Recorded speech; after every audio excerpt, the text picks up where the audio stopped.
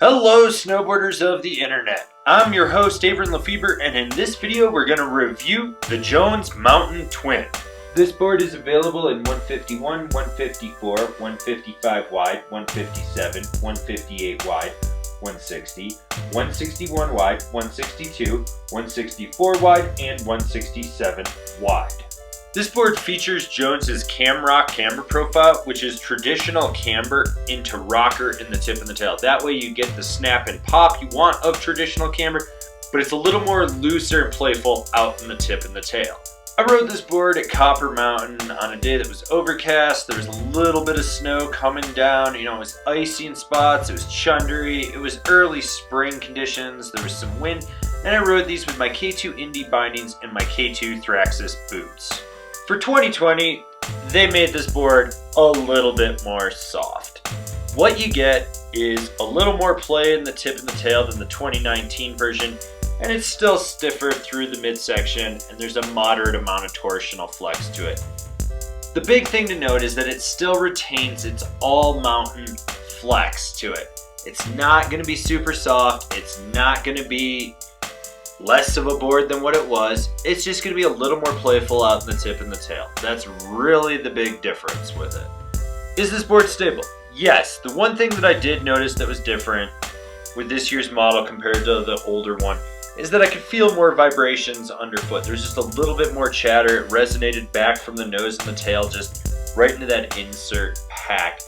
That's just one of the things that's going to happen when you soften up a board like this. Was it a bad thing? No. Did the board get bucked around in chunder and ruts and everything? No, it still plowed through everything with ease. It's just that my knees and my feet were taking more of a hammer.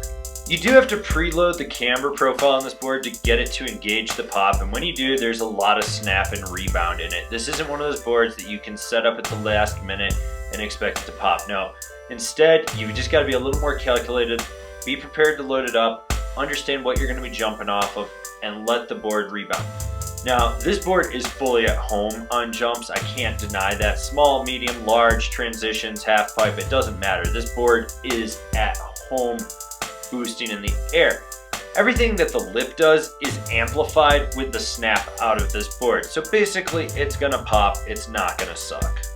With this board being slightly softer, you get a more butterable and jibbable board with it. Basically, that softer flex in the tips locks in and holds better. There isn't as much rebound. It doesn't really fight you as much. So that way, when you're buttering or jibbing, it locks in and it holds until you want to pop out of it. You don't feel it fighting you. Now, if you want to get sideways on a rail or a box, go for it. That camber profile is going to hug it perfectly. It's going to lock in. But this board is more all-mountain freestyle than just straight freestyle. So be prepared to just maybe get bucked every now and then with this board. It's going to fight you every now and then. Not all the time, but every now and then.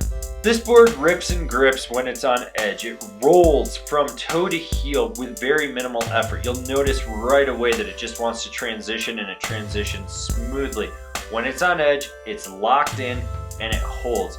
When you center flex the board and really load it up off the tail, it will slingshot out of turns.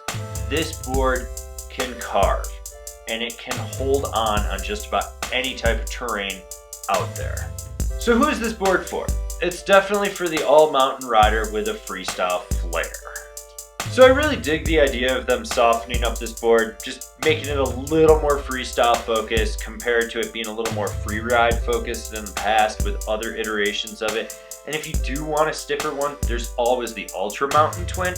But this board was super fun, super versatile. It's just one of those boards you can go out and charge with. You can play around in the park. You can just slash pow if you want to. It's versatile. It's a quiver of one type of board. Comparable boards, the Capita Mercury, the Yes Typo, the Rome National. This has been my review of the Jones Mountain Twin. Do you agree with it? Do you disagree with it? Do you own one? Are you going to buy one? Leave me a comment down below. Let's have a conversation about this snowboard. If you're new here, remember to subscribe, click the bell, get those notifications. That way you're not missing any of the videos we've got coming out for all you snowboarders of the internet.